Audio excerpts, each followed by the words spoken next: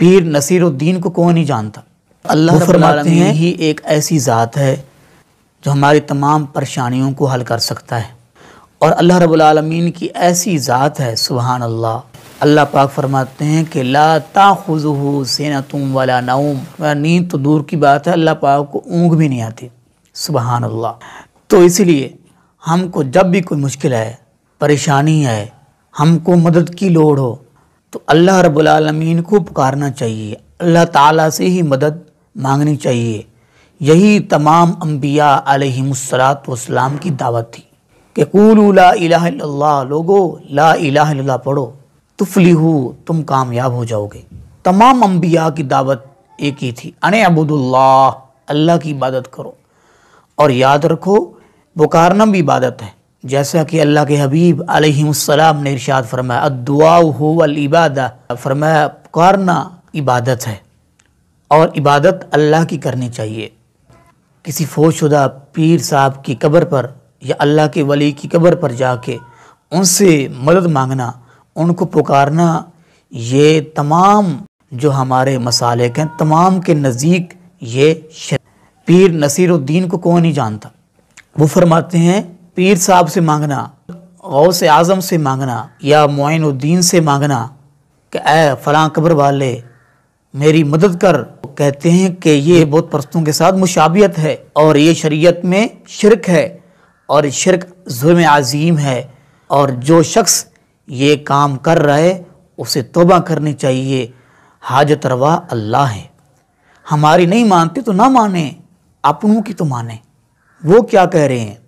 لیکن پیر صاحب سے مانگنا، غوث پاک سے مانگنا، خواجہ معین الدین اجمیری سے مانگنا کہ اے فلانی قبر والے میری فلانی حاجت پوری کر، بت پرستوں کے ساتھ مشابہت ہے، جو شریعت میں شرک ہے، اور شرک گناہ عظیم ہے، ہماری شریعت میں منع ہے۔ ایسا جو لوگ کرتے ہیں ان کو توبہ کرنی چاہیے۔ حاجت روا صرف اللہ۔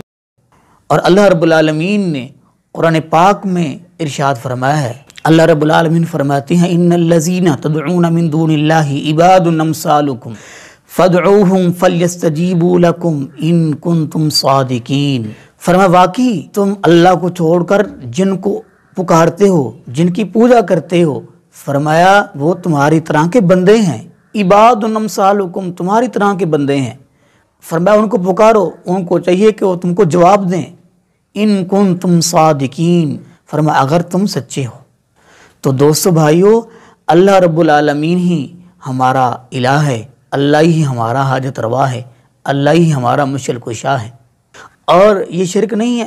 ایک طرف تو صاحب جی فرما رہے ہیں کہ اللہ ہی حاجت روا ہے، کسی صاحب کی قبر پر جا کے ان کو پکارنا یہ شرک ہے جو مرنے کے بعد ناقابل معافی جرم ہے، اور دوسری طرف عبد القادر جیلانی رحمۃ اللہ علیہ کی قبر پر اور ان کے مزار پر جا کر اے غوث اعظم تیری عرس کی رات ہے، تو نہیں سنے گا تو کون سنے گا؟ استغفر اللہ، یہ شرک نہیں ہے؟ یا غوث اعظم آج آپ کے عرس کی رات ہے، آپ کے مرید، آپ کے فقیر دور سے آئے ہیں، آپ ہی کا فرمان ہے کہ نیک مرید میرے لیے اور میں گناہگار ہوں۔ یہ بہت بڑا شرک ہے، اور رب کعبہ کی قسم ہے جو شخص یہ جرم کر رہا ہے وہ مرنے سے پہلے توبہ کر لے، ورنہ مرنے کے بعد ان کے لیے ہمیشہ کے لیے اللہ پاک نے جہنم تیار کی ہے، ان کے لیے جنت حرام ہے۔ اللہ تعالی ہم سب کو شرک سے محفوظ فرمائے۔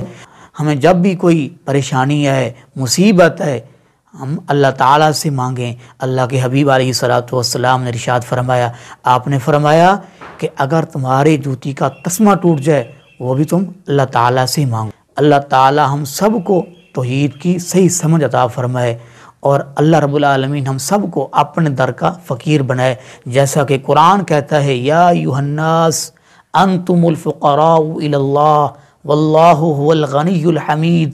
اے لوگو تم سب تمام کے تمام اللہ کے در کے فقیر ہو، اللہ ہی غنی ہے۔ اللہ کہہ رہا ہے کہ تم فقیر ہو، اور اس میں بلا تفریق اللہ پاک نے فرما دیا، وہ انبیاء ہوں، وہ اولیاء ہوں، وہ اصحاب کرام ہوں، وہ مولا علی ہوں، وہ اہل بیت ہوں، تمام اللہ کے بندے، فرمایا تم میرے در کے فقیر ہو، محتاج ہو، منگتے ہو، اور اللہ ہی ہے شہنشاہ، اور اللہ ہی ہے جو مدد کرنے کے لائق ہے۔ سبحان اللہ۔ اللہ پاک ہم سب کو توحید کی سمجھ عطا فرمائے، آمین۔ آخر دعوانا ان الحمد